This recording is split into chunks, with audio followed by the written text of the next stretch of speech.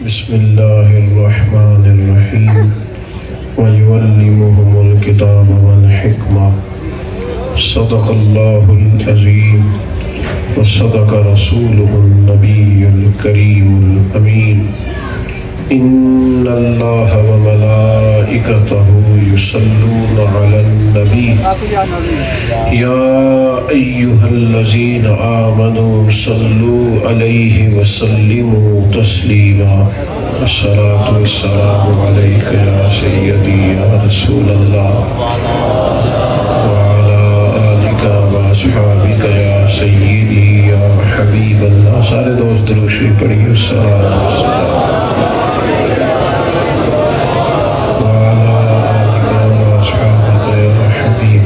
حمد و صلات کے بعد انتہائی عزت و تکریم کے لائق بزرگوں، قابل صد احترام بھائیوں، دوستوں، اسٹیج پہ جلوہ فراز علماء، مشائخ، سادات، ہمارے بھائی محمد یونس صاحب ہر سال اس خوبصورت محفل کا انعقاد کرتے ہیں۔ اللہ تعالی ہم سب کو دینی کاموں میں اخلاص کی توفیق عطا فرمائے، اس بزم نور کو اپنی بارگاہ میں قبولیت کا درجہ عطا کرے۔ عزیز دوستو، اللہ تعالیٰ نے جو ہمیں نبی کریم علیہ السلام عطا فرمائے ہیں، تو اس محبوب کی شان اللہ نے قرآن مجید کے مختلف آیات میں مختلف انداز میں بیان فرمائی ہے۔ ایک عظمت اللہ نے میرے نبی کریم کی یہ بیان کی ہے کہ وَيُعَلِّمُهُمُ الْكِتَابَ وَالْحِكْمَةَ، یہ محبوب تمہیں کتاب بھی سکھائیں گے اور حکمت بھی سکھائیں گے۔ دانائی، تدبر، فہم و فراست اللہ تعالیٰ نے سب سے بڑھ کر مدینے والے محبوب کو عطا فرمایا۔ علماء نے لکھا ہے کہ اللہ تعالیٰ نے، حضرت وہاب ابن منبہ کہتے ہیں، اللہ تعالیٰ نے عقل کے 1000 حصے کیے، ایک اس میں سے حصہ پوری دنیا کو دیا، جس سے سائنسدان، ڈاکٹر، علماء، حکیم، طبیب پیدا ہوئے۔ باقی 999 حصے عقل اللہ نے اپنے محبوب کو عطا فرمایا۔ نبی کریم صلی اللہ تعالیٰ علیہ وسلم کو اللہ تعالیٰ نے تدبر، دانائی، حکمت، فہم، فراست، بصیرت بدرجہ اتم ہر ایک سے بڑھ کر عطا کی۔ انسان اگر اپنی زندگی میں دانائی کے ساتھ چلنے لگ جائے نا، حکمت کے ساتھ، تو اس کے فیصلے درست ہونے لگتے ہیں، اس کا رستہ جو ہوتا ہے وہ آسان ہونے لگتا ہے۔ ہمارے فیصلے جذباتی ہوتے ہیں، ہماری رائے وقتی ہوتی ہے، ہوا کا رخ دیکھ کر مزاج بدلنے کی عادت الا ماشاءاللہ لوگوں نے بنا لی۔ ہم کسی بھی مسئلے میں سنی سنائی بات پر بڑی جلدی جذباتی ہو جاتے ہیں، بردباری، ٹھہراؤ الا ماشاءاللہ لوگوں میں ختم ہوتا جا رہا ہے۔ عدم برداشت قومی نہیں عالمی مسئلہ ہے۔ بس لوگ برے نہیں ہوتے، صرف ہماری طبیعت کے مطابق نہیں ہوتے، ہماری نہیں مانتے، لہذا ہمیں اچھے نہیں لگتے۔ تدبر، دانائی، حکمت، ٹھہراؤ، ذرا چیزوں کو سوچ سمجھ کے چلنا، معاملات پر غور کرنا۔ دیکھیں نا، نبی پاک صلی اللہ تعالیٰ علیہ وسلم نے اس شخص کو پہلوان کہا ہے جو اپنے غصے پر قابو پا لیتا ہے۔ فرمایا وہ پہلوان ہے جس کا اپنے اوپر کنٹرول ہے، اور جو آدمی کہتا ہے مجھے پتہ ہی نہیں چلتا، تو بھئی پھر آپ زندگی میں نظام لے کے آگے کیسے چلیں گے جب آپ کو پتہ ہی نہیں چلتا۔ دانائی، حکمت، کوئی کام بھی اگر بغیر حکمت کے کیا جائے تو وہ کام درست بھی ہو تو خراب ہو جاتا ہے کئی دفعہ، اور اگر حکمت سے کر لیا جائے، دانائی سے کر لیا جائے، ہمارے بچے، ہماری نئی نسل، اس کی تربیت بھی کرنی ہے پر دانائی سے۔ نہیں کسی کو اللہ کی طرف بھی بلائیں تو ادعو الی سبیل ربک بالحکمہ، کسی کو اپنے رب کی طرف بھی بلاؤ دعوت دو تو دانائی کے ساتھ، حکمت کے ساتھ۔ ایک بادشاہ نے خواب دیکھا تھا کہ میرے سارے دانت ٹوٹ گئے، اس نے تعبیر کرنے والا بلایا، اس سے کہا اس کی تعبیر بتاؤ، تو کہنے لگا تعبیر یہ ہے کہ آپ کے سارے بال بچے رشتہ دار بہن بھائی آپ کی زندگی میں مر جائیں گے۔ بادشاہ نے وہ بندہ بھی مروا دیا۔ اس نے کہا تو مجھے میرے بچوں کے موت کی خبر دینے آیا؟ اگرچہ غلط کیا، اللہ تعالیٰ معاف کرے، ناجائز کیا، لیکن نادان آدمی اتنی بڑی بیوقوفی کر گیا۔ کسی نے اس سے کہا کہ ایک اور آدمی بھی بڑی اچھی تعبیر بتاتا ہے، اس کو بلائیے۔ اس کو بلایا، اس نے تعبیر پوچھی، کہا میں نے خواب دیکھا ہے کہ میرے سارے دانت ٹوٹ گئے ہیں، تو تعبیر کیا ہے؟ تو اس نے کہا بادشاہ مبارک ہو، اس کی تعبیر یہ ہے کہ اللہ تعالیٰ آپ کو اپنے خاندان میں سب سے لمبی عمر عطا کرے گا۔ بادشاہ نے اس بندے کو انعام دیا۔ یہ ذرا مجھے بتائیے گا، اس نے بھی وہی تعبیر نہیں بتائی جو پہلے والے نے بتائی ہے؟ اس نے بھی وہی بات بتائی ہے نا۔ اس نے کیا کہا؟ آپ کے سارے رشتہ دار آپ کی زندگی میں مر جائیں گے۔ اس نے کیا کہا؟ اللہ تعالیٰ آپ کو خاندان میں سب سے، بات اگرچہ بے سلیقہ ہو کلیم، پر بات کرنے کو سلیقہ چاہیے۔ ہم کیا کرتے ہیں؟ اپنے گھر میں بھی حکمت سے نہیں چلتے، اپنے دفتر میں بھی حکمت سے نہیں چلتے، اپنے دوستوں کے بیچ بھی دوستی لگائیں گے تو پھر ہر چیز ہی نچھاور کر دیں گے، لیکن جب دوستی ٹوٹے گی تو چائے کی پیالیوں کا بھی حساب ہوگا۔ وہ جو لاہور آتے جاتے کرایہ لگا تھا اس کا بھی، کورے برق کتاب نہیں ہوندے، پتھر دل گلاب نہیں ہوندے، سجنا پہلو ہی سوچ کے لائیں پھر یارہ نال حساب نہیں ہوندے۔ تدبر نہیں ہے، دھنائی نہیں، فہم نہیں، بے حکمت سی باتیں، جذباتی سے فیصلے، مرضی منشا۔ ہم چاہتے ہیں جو ہم سوچ رہے ہیں شاید یہی سارا ٹھیک ہے۔ ہمارے ہاں نا پنچایتوں میں، دیہاتوں میں کسی سے کوئی فیصلہ کراتا تھا تو لوگ اس پارٹی کے ساتھ ہوتے ہیں جس نے پہلے آ کے بات سنا لی۔ حالانکہ یہ بہت بڑی نادانی ہے۔ آپ کو کوئی بندہ بھی جب کوئی بات بتائے تو آپ پہلے تصویر کا دوسرا رخ دیکھیں، دوسرے کی بھی رائے لیں۔ ایسا تو نہیں ہو سکتا کہ جو یہ کہہ رہا ہے سارا سچی ہو۔ آپ دو جھگڑا کرنے والوں کی بات سن کے دیکھ لیں، جو بھی بات بتائے گا وہ کہے گا میں ٹھیک ہوں۔ حل کیا ہے کہ آپ دانائی کا مظاہرہ کریں، تدبر کا۔ اللہ تعالیٰ نے نبی پاک علیہ السلام کو بے حساب لا تعداد دانائیاں عطا کی۔ حضور کے اعلان نبوت سے پہلے مکہ والوں نے بیت اللہ شریف کی تعمیر کی تھی، سب نے مل کے۔ پیچھے دوستوں سے گزارش ہے باتیں نہ کریں جی، کمیٹی والے بھی بولے نہیں، بس توجہ سے سنیں۔ تو بیت اللہ شریف تعمیر کیا تھا تو بنا تو سب نے مل کے لیا، آخر میں مسئلہ بن گیا حجر اسود کس نے نصب کرنا ہے۔ اس پہ جھگڑا کرنے لگ گئے، میں لگاؤں گا، میں لگاؤں۔ ایک قبیلہ تو ہے ایسا تھا جو مرنے مرانے پہ آ گیا، پیالے میں خون ڈال کے اس میں انگلیاں رکھ کے قسم اٹھا لی کہ حجر اسود یا ہم لگائیں گے یا کسی کو نہیں لگانے دیں گے۔ جب شدت پکڑی لڑائی نے تو ایک بندہ بولا، کہنے لگا جھگڑا نہ کرو، اس طرح کرو جو صبح سب سے پہلے حرم میں داخل ہو نا بیت اللہ میں، اس کا فیصلہ مان لو۔ کمال یہ ہوئی، کرم یہ ہوا کہ صبح سب سے پہلے حرم میں مدینے والے محبوب داخل ہوئے۔ وہ تو خوش ہو گئے، یہ تو صادق اور امین ہے۔ انہوں نے کہا ہمارا یہ مسئلہ ہے، آپ نے تھوڑی دیر کے لیے غور کرنا ہے۔ وہ خود کہہ چکے تھے کہ جو بھی کوئی آئے گا وہ جس قبیلے کے حق میں فیصلہ دے گا نا وہ سب کو منظور ہوگا۔ اب یہ بات انہوں نے حضور کو سنا دی، سرکار کسی ایک قبیلے کو کہہ دیتے حجر اسود آپ لگا دیں تو باقی سب تو اس پر مطمئن تھے، چونکہ انہوں نے کہہ دیا تھا جو سرکار فیصلہ کر دیں، باقی اعتراض کر نہیں سکتے تھے۔ لیکن نبی پاک علیہ السلام نے کیا فرمایا؟ فرمایا کہ چادر بچھاؤ۔ انہوں نے چادر بچھائی، حضور نے اس پہ حجر اسود رکھا، فرمایا سارے قبیلے ایک ایک سائڈ سے چادر پکڑ لو۔ ان سب نے چادر جو تھام لی تو لائے اس جگہ جہاں حجر اسود رکھنا تھا، تو محبوب نے اٹھا کے حجر اسود ادھر رکھا جہاں رکھنا تھا۔ اب سب کے چہرے دیکھے تو سارے خوش تھے، ہم سارے ہی اٹھا کے لائے، ہم سب حجر اسود لگانے میں شامل ہیں۔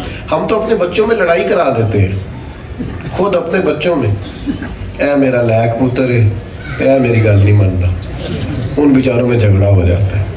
آپ وہ دیکھیں نا، ہو جاتا ہے بعض اوقات کسی بچے سے زیادہ پیار، پر لکھا ہے بزرگوں نے کہ ایک بچے کا رخسار چومو تو دوسرے کا بھی چومو، ان کو یہ لگے نا کہ جھکاؤ زیادہ ادھر ہے۔ نبی پاک نے فرمایا اللہ سے ڈرو، اپنی اولاد میں انصاف کرو، دانائی سے تدبر سے گھر چلائیں، تدبر سے آپ سوسائٹی میں وقت گزاریں۔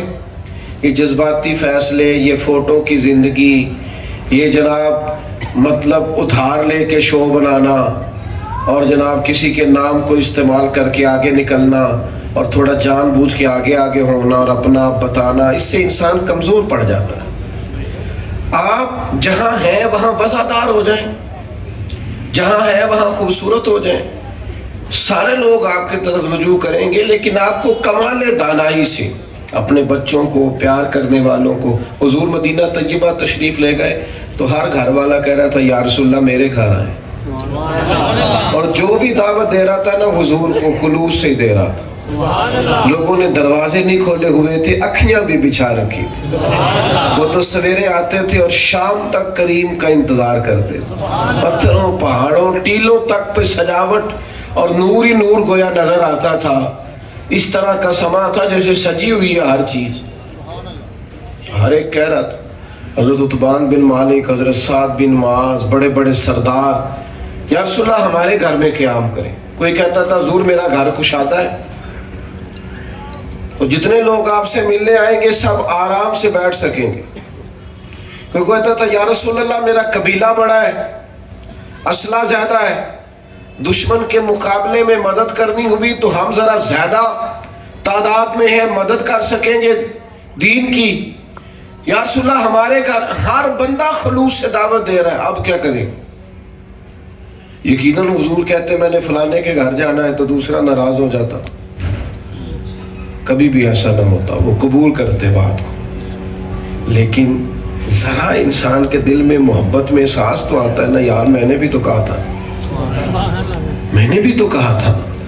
اگرچہ وہ ناراض نہ ہوتے، حضور کا فیصلہ قبول کرتے، پر خواہش تو سب کی تھی نا۔ میرے کریم نے کیا کہا؟ فرمایا یہ فیصلہ میں نے کرنا ہی نہیں۔ اونٹنی کی لگامیں حضور نے چھوڑ دی، فرمایا یہ مامور من اللہ ہے، جہاں اسے میرا رب حکم دے گا یہ وہاں بیٹھ جائے۔ یہ فیصلہ ہی اللہ پہ چھوڑتے ہیں۔ نبی پاک نے فرمایا میری اونٹنی جہاں اللہ کی حکمت ہوگی وہاں۔ اونٹنی چلتی رہی وہاں آ کے بیٹھ گئی جہاں سیدنا ابو ایوب انصاری کا گھر تھا۔ لیکن نبی کریم کا کمال یہ ہے کہ حضور فوراً اترے نہیں، تو یہ نہ کہے اچانک بیٹھ گئی، محبوب بیٹھے رہے۔ اونٹنی ایک دفعہ بیٹھی پھر اٹھی، پھر اس نے ایک چکر لگایا اور پھر اسی جگہ آ کے بیٹھ گئی جہاں سیدنا ابو ایوب انصاری کا گھر ہے۔ واقعی مامور من اللہ، وہاں آ کے بیٹھی، اور اب اس طرح بیٹھی کہ اس نے اپنی گردن بھی بچھا دی زمین پہ، اور جب وہ تسلی سے بیٹھ گئی تو اب میرے کریم اترے۔ اب حضرت ابو ایوب انصاری کے حضور مہمان بنے، اور جب مہمان بنے نا تو سارے اس لیے خوش تھے کہ یہ فیصلہ اللہ نے اپنے محبوب کو کر کے دیا۔ تو کچھ معاملات ایسے ہیں جن میں نہایت دانش مندی سے، تدبر سے۔ ایک صحابی نے کہا تھا یا رسول اللہ میں نے اپنے اس بیٹے کو گھوڑا خرید کے دیا ہے، اس کی والدہ کہتی تھی حضور کو گواہ بنا دو، تو میں آپ کو گواہ بنانے آیا ہوں۔ اس وقت کی گھوڑا ضرورت تھا، مجبوری تھا، جیسے آج آپ کی موٹر سائیکل اور گاڑی ضرورت ہوتی ہے نا، اس وقت یوں ہی سمجھ لیں جیسے گاڑی لے کے دی ہے۔ تو یہ میں نے اسے گھوڑا دیا ہے، تو نبی کریم علیہ السلام نے فرمایا دوسرے بیٹے کو بھی دیا ہے؟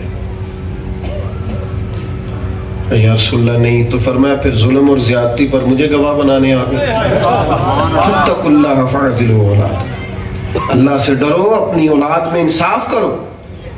اس کو لے کے دیا ہے تو پھر دوسرے کو بھی لے کر کے دو.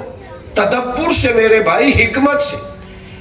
نوجوانوں میں جلد بازی بڑی ہے، ایک دفعہ بات نہ مانی جائے. اور باہر آ کے کچھ لوگ بڑے جناب فخر سے سناتے ہیں، کہتے ہیں وہ منڈے نے آئی سامان پانتا ہے، وہ دی مرضی دا کھانا نہیں سی نہ پکیا. یہ کوئی عقل مندی نہیں ہے. میں اپنے بچوں کی ہر خواہش پوری کرتا ہوں، آپ غلط کرتے ہیں. ان کی کچھ خواہشیں پوری نہ کریں تاکہ انہیں صبر کرنا بھی آئے، انہیں احساس پیدا ہو کہ کچھ چیزیں نہ ملیں تو میں نے اس میں صبر بھی کرنا ہے، تدبر بھی کرنا ہے، رکنا بھی ہے. ہماری بے حکمتی، ہمارے مزاج کی نادانی، بہت سارے ماضی میں فیصلے ایسے ہیں جو ہم سے اس لیے غلط ہوئے کہ ہم نے جلد بازی کی. کبھی پلٹ کر دیکھیں، بہت سارے لوگ اس لیے ہم سے ٹوٹ گئے کہ ہم سیانے نہیں تھے. اگر ہمارے اندر تدبر ہوتا، معاملہ فہمی ہوتی تو بڑے رشتے ہمارے مضبوط ہونے تھے. لیکن ہم نے جذباتیت کی. جو بندہ آپ کو آ کے کہانی سناتا ہے کہ میں فلانے کے پاس بیٹھا تھا تو وہ آپ کے خلاف باتیں کر رہا تھا تو پائی وے کو نہ مجھے نہیں کرنا چاہیے، آپ کا کیا خیال ہے جو ساری کہانی سن کے آیا ہے وہ آپ کے ساتھ ہے؟ اگر اسے پتا ہوتا کہ اس بندے کا آپ سے پیار ہے تو اس کی جرت تھی آپ کے سامنے بات کرتا. میری بات کی سمجھ آ رہی ہے آپ؟ جو میں نے ایک جگہ پہ بیٹھا تھا، 2-4 لوگ بیٹھے تھے تو باقی سارے اٹھ کے چلے گئے، ایک بندہ رہ گیا. تو وہ جو رہ گیا نا، اس نے پھر کوئی ان کے خلاف ان کی پگڑیاں کھولی، کوئی کہانیاں سنائی، وہ سناتا جا رہا ہے. میں بڑا پریشان ہوں. میں نے کہا تو انو کیوں ہے؟ میں کہ میں تو اس گلوں پریشان ہاں کہ وہ گیا نے تو کوئی حال نہیں چھٹیا، جدو میں جاواں گا تو کی کرے گا؟ میں تے اپنی پہ گئی، تو بہت ڈاڈا نہیں جی نہیں توڑنا تو پیار ہے. میں کہ یہ تو انہوں نے بھی آکڑا ہے، جب ملے نا انہوں نے بھی تو یہی کرنا ہے. تو یہ آپ مت توقع کریں کہ جو آپ کا بڑا خیر خواہ بن کے آپ کے ساتھ بات کر رہا ہے وہ آپ کا بڑا اپنا ہے. ایسا نہیں ہے. آپ یاد رکھیں، دنیا میں غیبت کا چلن ختم ہوگا تو سب کی عزتیں محفوظ رہیں. یہ نہیں ہو سکتا کہ آپ کسی کی سن لیں اور پھر آپ کی نہ جائے. دانائی، ٹھہراؤ، تدبر، حکمت، معاملہ فہمی، سیانے ہو جانا. اپنے معاملات کیا کہا کرتے تھے لوگ کہ منڈے نو میری جوتی پوری آ گئی. کیا کہتے تھے؟ میرے گھر بیٹی پیدا ہو گئی ہے. یہ ساری باتیں دانائی کی باتیں تھیں. لوگ سمجھدار ہوتے تھے. وقت کے ساتھ ساتھ ہماری جذباتیت ختم ہی نہیں ہوتی. ہر فیصلے کے اندر جذباتی ہیں. اور کبھی سخت موڑ بھی آ جائے نا، اللہ سے مدد مانگیں، اپنے مالک کے حضور حاضری دیں اور کوشش کریں کہ فیصلہ صحیح ہو. ایک بڑا عجیب مرحلہ آیا تھا فتح مکہ کے موقع پر. کوئی ایسی بڑا مسئلہ نہیں تھا پر ٹائم آ گیا. حضرت سعد بن عبادہ رضی اللہ تعالیٰ عنہ کے ہاتھ میں نا جھنڈا تھا اسلام کا. تو اس دور میں بہت بڑا اعزاز ہوتا تھا کہ فلانا علم بردار ہے، اس کے پاس جھنڈا ہے. حضرت سعد بن عبادہ رضی اللہ تعالیٰ عنہ کے پاس مسلمانوں کا جھنڈا تھا، آگے آگے. کوئی ایسی بات ہو گئی کہ ان سے جھنڈا واپس لینا پڑ گیا. اب بندہ بڑا قیمتی ہے، بندہ بڑا باکمال ہے، جلیل القدر صحابی. بدر سے لے کر فتح مکہ تک ہر جگہ پہ ان کی خدمات پورے عروج پر ہے. لیکن جھنڈا واپس لینا ہے. آ جاتا ہے کبھی کبھی ایسا موقع بھی. اب ان کی حساسیت کیا کیا جائے، اور کوئی ایسا کام بھی نہیں انہوں نے کیا پر لینا بھی ہے جھنڈا ان سے. اور موقع فتح مکہ کا ہے. یہ ذرا غور سے سننا، اللہ تعالیٰ نے ہمارے کریم محبوب کو دانائی کیسی عطا کی. اکابر صحابہ پریشان ہیں. حضرت سیدنا فاروق اعظم جیسے لوگ، حضرت صدیق اکبر جیسے لوگ کہ یہ کیا کیا جائے. مولا علی شیر خدا جیسے لوگ سوچ رہے ہیں کہ کس طرح اتنا بڑا آدمی ہے. تو محبوب نے فرمایا کوئی مسئلہ نہیں، ساتھ سے جھنڈا لیتے ہیں. نبی کریم نے کیا کیا؟ فرمایا ساتھ میں نے ایک فیصلہ کیا. یہ میری طرف دیکھنا، یہ غور کرنا دوستو. حضور فرمانے لگے میں نے ایک فیصلہ کیا ہے. یا رسول اللہ کیا؟ فرمایا میں نے فیصلہ کیا ہے جھنڈا آپ سے لے کر آپ کے بیٹے کو دے دیا جائے. قربان جائیں. سب سے زیادہ باپ اس وقت راضی ہوتا ہے جب اسے پتہ چلے نا میرا پتر میری جگہ لینے کے قابل ہو گیا, انہوں نے کام سنبھال لیا ہے. سب سے زیادہ باپ خوش ہو جائے. اچھا چاہیے تھا حضرت سعد بن عبادہ جھنڈا لینے پر ناراض ہوتے, لیکن وہ معاملہ ایسا ہوا کہ پہلے سے بھی زیادہ راضی ہو گئے, وہ خوش ہو گئے. یا رسول اللہ میرے نصیب جو خدمت کل تک میں کرتا تھا میرا بیٹا کیا کرے گا. تو صحابہ کرام فرماتے ہماری روحیں وجد کر رہی تھی کہ ایسا کمال فیصلہ, کاش ہمارے فیصلے درست ہو. ایک میرے پاس مسئلہ آیا, 2 دفعہ لڑکے نے طلاق دے دی ہے, تو جذباتی بڑا ہے تو مارتا بھی ہے تو ایسا بھی ہے. تو میں نے نا اس شخص سے کہا باپ بیٹی کا مسئلہ پوچھنے آیا. میں نے کہا جانتے نہیں تھے آپ؟ کہنے لگے نہیں میں جاننا, پانجا میری ہمشیرہ کا بیٹا ہے. تو میں نے کہا بد اخلاق بھی اور بیٹی کو مارتا بھی آپ سارا کہنے کی کرتا, پھر بہن کا آ گئی سی. میں نے کہا یہ کوکل مندی کی علامت ہے. آپ کو پتہ ہے بد اخلاق ہے اور پہلے دن سے پتہ ہے, تو آپ نے یہ اتنا بڑا ظلم کیا کہ بہن آ گئی تھی تو آپ نے بیٹی قربان کر دی. شریعت آپ کو اجازت دیتی ہے, اس کی اخلاق اجازت دیتا ہے. کس طرح کے فیصلے کرتے ہیں ہم؟ رشتے میں کیا ملتے رہیں گے, یہ ملتے رہیں گے. آپ وہ فیصلہ کریں جو دیر پا ہو. میں نے کہا معاملہ طلاق تک آ گیا, اب ساری زندگی بہن نہیں ملے گی, آپ کیا کریں گے؟ اب تو معاذ اللہ اس کے بعد تو یہاں تک حالات پہنچ جاتے ہیں لوگ جنازے نہیں پڑھتے. دیکھو دانائی کی بات ہے. آپ وہ کام کریں جو حکمت پر مبنی ہے. جذباتی فیصلے فلانے نے کہتا ہے فلانا آ گیا سی, وہ ہمارے الیکشن ہوتا ہے نا, وہ کہتے ہیں جی چوری میرے گھر آ گیا سی. میں کہا جی الیکشن تو بعد آیا تا گل کری, الیکشن والے دن ہی آیا سی, انہیں دیاڑا ہی سی, اسے پتا تھا وہ جی وہ میرے گھر آ گیا. بلکہ الٹا ناراض ہو رہے ہو, وہ میرے گھر آیا ہوں تسی میرے آکھن تے ووٹ دیو. اور پھر جب وہ جیت جاتا ہے اس کے بعد کہتے ہیں جتایا میں تو میرا فون نہیں چکتا. میں کیا انہوں پتا ہے تو جتایا تا نہیں چکتا. کیا مذاق اپنے ساتھ کرتے ہیں, بے حکمت فیصلے. اور نہ میں نے زندگی میں کبھی ووٹ کاسٹ نہیں کیا. پہلی بات تو یہ ہے کہ اسلام جمہوریت کا نہیں خلافت کا قائل ہے. پہلی بات تو یہ ہے, جمہوریت تو وہ طرز حکومت ہے کہ جس میں بندوں کو گنا کرتے ہیں تو اللہ نہیں کرتے. ایک بالکل ان پڑھ اور نادان آدمی کا, یہاں تو معذور لوگوں کے لوگ ٹھپے, اس کا ووٹ بھی اسی برابر ہے, پڑھے لکھے کا بھی. بندوں کو گنا کرتے ہیں, یہ اقبال نے کہا. اور دوسری بات یہ ہے میرے بھائی کہ یہ نہ خنجر اٹھے گا نہ تلوار ان سے, یہ بازو میرے آزمائے ہوئے ہیں. یہ سارے لوگ وہی ہیں, پارٹیاں بدل بدل کے کبھی اس میں کبھی اس میں, کس چکر میں پڑے ہوئے. بہرحال یہ میرا عنوان نہیں. جو بات عرض کرنا چاہتا ہوں کہ بغیر حکمت کے نہیں, دانائی کے ساتھ وقت گزاریں. اور اگر کبھی کوئی آپ سے سوال بھی کرے, انسانی ذہن میں نا سوال پیدا ہو جاتا ہے. جسموں کو قید کیا جا سکتا ہے, ذہنوں کو روحوں کو قید نہیں. سوال اٹھتے رہتے ہیں, سوال کا جواب ہوتا ہے, سوال پر لڑائی نہیں ہوتی. اور لڑائی کریں گے آپ, ڈانٹ ڈپٹ کریں گے تو بغاوت پیدا ہوگی. ایک سوال کھڑا ہو گیا تھا, فتح مکہ کے بعد ایک جنگ ہوئی, اس میں بڑا مال غنیمت آیا. تو اصول یہ تھا کہ جو نئے نئے لوگ مسلمان ہوتے تھے ان کی تالیف قلب کے مؤلفۃ القلوب کو زیادہ دیا جاتا تھا. تو نبی پاک نے مکے والوں کو ذرا زیادہ دیا. تو ایک نوجوان انصاری وہ کہنے لگے حضور کی اپنے قریبی رشتہ داروں پر کرم نوازی بڑھ گئی ہے. توجہ ہے آپ کی؟ حضور نے فرمایا انصاریوں کو سب کو میرے خیمے میں اکٹھا کرو. اکٹھے ہو گئے.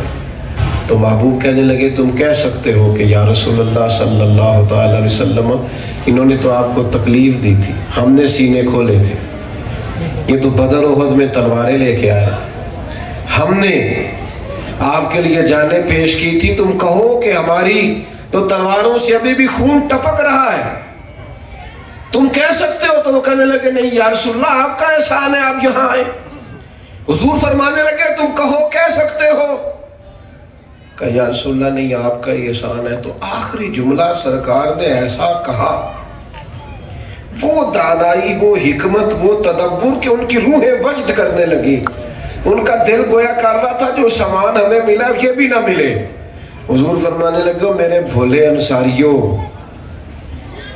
انصار مدینہ، کیا تم یہ پسند نہیں کرتے کہ مکے والے گھر جائیں تو اونٹ اور بھیڑ بکریاں لے کے جائیں، اور تم جب اپنے گھر جاؤ تو اللہ کا رسول ساتھ لے کے جاؤ؟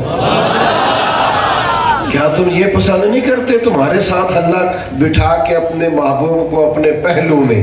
جو لوگ کچھ نہیں کرتے وہ بھی کمال کرتے ہیں، تم محبوب ساتھ لے کے جا رہے، تم یہ پسند نہیں؟ ان کا تو حال ہی اور ہو گیا، رو رو کے کہ یا رسول اللہ ہم بڑے راضی، کچھ بھی نہ ملے تو ہم پھر بھی بڑے.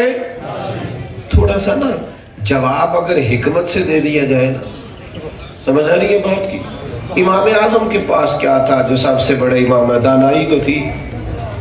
امام صاحب کے پاس حکمت ہی تو تھی. ایک بندہ آ گیا نا امام صاحب کے پاس، اس نے کہا جی میری بہت زیادہ زمین ہے، تو میں کہیں سفر پہ جا رہا تھا تو میں نے خزانہ دبایا تھا زمین میں، اب میں نے نشانی کو رکھی تھی، وہ نشانی میں بھول گیا ہوں، تو مجھے سمجھ نہیں آ رہی میں نے کہاں دبایا تھا، تو کیسے یاد کروں؟ اب ساری زمین تو کھودی نہیں جا سکتی، اس وقت ٹریکٹر تو تھے نہیں، تو کیا کریں؟ تو امام صاحب کہنے لگے گھر جا کے 100 رکعت نماز نفل پڑھ یاد آ جائے. کنے؟ انہوں نے کہا سی تو نہیں کیا جا رہا، بول تو دیں. ہاں کتنے رکعت نماز؟ 100 رکعت. وہ بندہ سویرے ٹوکری لے کے سمجھ لے مٹھائی کی آگے، کہنے لگا حضور یاد آ گیا، نشانی مل گئی. فرمایا نفل نہیں نہ پورے پڑے؟ کہنے لگا دوسری رکعت میں یاد آ گیا. تو امام صاحب کہنے لگے یہ وسوسہ تھا، مجھے پکا پتا تھا کہ شیطان تمہیں یاد کرائے گا، بھولی ہوئی چیزیں بھی نماز میں یاد کراتا ہے. فرمایا اب ٹوکری ادھر رکھو اور باقی 98 نفل پڑھو، شکرانے دیں. امام صاحب رحمۃ اللہ تعالیٰ علیہ کے ایک استاد تھے حضرت حماد. ہر دور میں ضروریات الگ ہوتی ہیں، آج کل گھروں کی ضروریات الگ ہیں. ہمارے زمانے میں بھی بڑی ضرورت ہے، لیکن اس زمانے میں ایک بڑی ضرورت تھی آٹا گھر کا. اب آپ تو خیر شہر میں رہتے ہیں، میں دیہاتی آدمی ہوں. میرے ابا جی تو کہا کرتے تھے جنہوں نے کنک پا لی ہے نا پڑولے چار پا لیا مرتبان، انہوں نے سارا سال پرواہ، لیکن اس وقت اچار پہ گزارا ہوتا تھا، صحت بھی ٹھیک رہتی تھی. اب اس پر گزارا نہیں ہوتا بچوں کا، اللہ سمجھ عطا کرے. تو حضرت حماد کی بیوی روز پیغام دیتی، ہر چوتھے دن آٹا ختم ہو گیا. تو ایک دن غصے میں کہنے لگے اگر اب تو نے مجھے آٹے کا پیغام دیا تو تجھے 3 طلاقیں. پیغام بھی ان کو ہی دینا ہے، کیا کریں؟ حالات بگڑ گئے، پریشانی لگ گئی، وہ خود بھی پچھتائے بات کر کے. تو ان کی اہلیہ نے نا کسی طریقے سے امام اعظم کو پیغام بھیجا، اپنے شوہر کے شاگرد کو، کہ مسئلہ بن گیا تو حال کیا ہے؟ تو انہوں نے کہا اماں جی آپ میری استانی ہیں، ماں حال بڑا آسان ہے. اس دور میں آٹا تھیلے میں لوگ لینے جاتے تھے اور تھیلے کپڑے کے بنتے تھے. کہ جب استاد صاحب سو رہے ہونا تو آپ نے منہ سے نہیں کہنا کہ آٹا لا کے دیں، آپ نے وہ تھیلا ان کے کرتے سے باندھ دینا. ان کے کرتے سے تھیلا باندھ دیں، اٹھیں گے انہیں سمجھ آ جائے گی آٹا ختم ہو گیا، کہنے کی ضرورت ہی نہیں. حضرت حماد رحمۃ اللہ علیہ سو کے اٹھے، بیٹا بیٹھ جائیے، سارے بیٹھ گئے، اللہ آپ کو سلامت رکھے، آپ بھی بیٹھ جائیں. آپ کے پیچھے جو لوگ ہیں انہیں نظر نہیں آ رہا تو آپ کے کھڑے ہونے کا کیا. اور بات بھی اب مکمل ہو گئی ہے، میں دعا کی طرف جانے لگا ہوں. تو حضرت حماد اٹھے سو کے، تو کرتے کے ساتھ کپڑے کا تھیلا بندھا ہوا تھا، تو دیکھ کے فوراً کہنے لگے آٹا ختم ہو گیا. اور ساتھ ہی فرمانے لگے یہ بتاؤ ابو حنیفہ کے پاس کون گیا تھا مسئلہ. اس لیے کہ یہ فہم و فراست اگر اللہ نے عطا کی ہے تو امام اعظم ابو حنیفہ کو ہی عطا فرمایا. کون گیا تھا جس نے تو میرے بھائی زندگی، نوجوانوں جذباتی فیصلے نہ یار کیا کرو، تم والدین کے سامنے بھی جذباتی ہوتے ہو. تم ہلکی سی بات کرتے ہو، ابا بیچارہ ساری رات سوتا نہیں، انہوں میرے نال انج نہیں سی کرنی سے۔ ہلکی سی بات کرتے ہو، ماں بیچاری تڑپ جاتی ہے۔ وہ یارو جذباتی نہ ہوا کرو، عقل، دانائی، فہم، فراست، شعور یہ ہمیں ہمارے نبی پاک نے عطا فرمایا۔ اس لیے کبھی بھی کوئی ایسا فیصلہ نہ کریں جو حکمت سے خالی ہو۔ اللہ سمجھ عطا کرے۔ اللہم صلی علی سیدنا و مولانا۔ مقروضوں کو قرض کے بوجھ سے رہائی نصیب فرما، جو تنگ دست ہیں ان کے رزق میں وسعت فرما۔ اللہ جو مقروض ہیں ان کو قرض سے رہائی نصیب فرما۔ اللہ جو بے اولاد ہیں انہیں صاحب اولاد فرما۔ اولاد والوں کی اولاد کو فرما بردار بنا۔